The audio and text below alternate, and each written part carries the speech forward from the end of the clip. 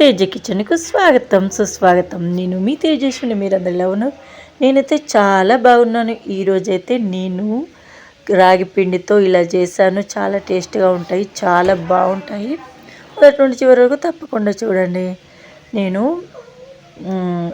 రాగి పిండి అయితే ఇలా ఒక కప్పు తీసుకున్నాను. కప్పు రాగి పిండిని తీసుకొని ఇలా పెట్టుకున్నాను.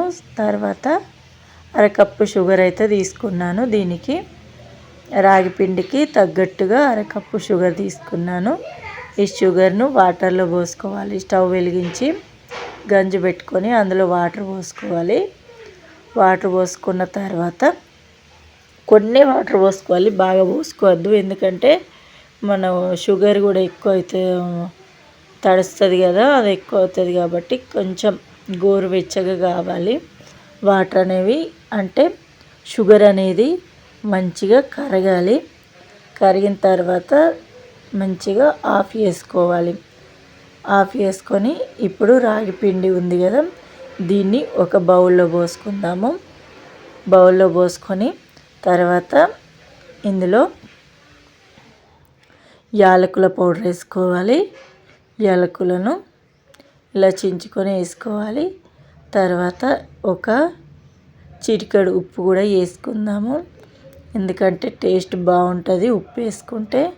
అందుకోసమనే నేను ఒక చిటికెడు ఉప్పు అయితే వేస్తున్నాను. చిటికెడు ఉప్పు వేసుకొని మంచిగా కలుపుకోవాలి. మంచిగా కలుపుకున్న తర్వాత ఆ వాటర్ని అయితే పోసుకోవాలి. మంచిగా కరిగాయి వాటర్ అయితే. ఇప్పుడు ఈ వాటర్ని ఇందులో పోసుకుందాము. తక్కువనే పోసుకొని కలుపుకోవాలి. ఎందుకంటే మనకు పిండి అనేది తక్కువ ఉంది కదా, అందుకోసమని మనం మామూలుగా వాటర్ పోసుకొని కలుపుకోవాలి. ఒకవేళ మీకు ఎక్కువ వాటర్ అయితే కొంచెం పిండి కూడా కలుపుకోవచ్చు, రాగి పిండిని కలుపుకోవచ్చు.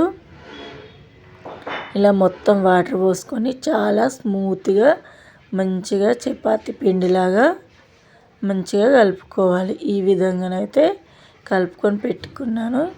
ఇందులో ఆయిల్ పోసుకోవాలి. ఆయిల్ పోసుకుంటే ఏంటంటే మన చేతులకు అతుక్కోకుండా ఉంటుంది. అందుకోసమని నేను ఆయిల్ పోసాను. ఇలా కవర్ తీసుకొని కవర్కి ఆయిల్ పెట్టి ఈ విధంగానైతే ఒత్తుకోవాలి.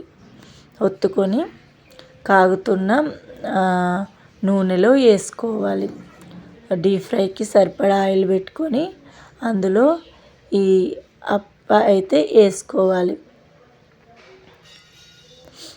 చూసారా, ఒక సైడ్ కాలిన తర్వాత ఇంకో సైడ్ అయితే మంచిగా తిప్పుకోవాలి. ఇంతే, మంచిగా పొంగుతూ సూపర్గా వస్తాయి. ఎందుకంటే చక్కెర వేసాము కదా, అందుకోసమని బాగా పొంగుతాయి. ఇది ఫస్ట్ది కాబట్టి పొంగలేదు, మిగతాయి చాలా బాగా పొంగుతాయి. చూసారు కదా, ఇలా తీసుకొని పెట్టుకోవాలి. మిగతాయి అన్నీ కూడా ఈ విధంగానే చేసుకోవాలి. ఈ విధంగానే కాల్చుకోవాలి. చూసారా ఎంత బాగా పొంగిందో. మనది షుగర్ మంచిగా పట్టినట్టుంది, అందుకోసమని మంచిగా పొంగింది. రాగి పిండి ఆరోగ్యానికి చాలా మంచిది, రక్తం కూడా ఇంప్రూవ్ అవుతుంది. మీకు ఈ వంట బాగా నచ్చిందని అనుకుంటున్నాను. ఇంతేనండి, అన్ని గారెలు రెడీ అయిపోయాయి. ఈ గారెలు కనుక మీకు నచ్చినట్లయితే తేజ కిచెన్ను లైక్ చేయండి, షేర్ చేయండి, సబ్స్క్రైబ్ చేసుకోండి. Please subscribe.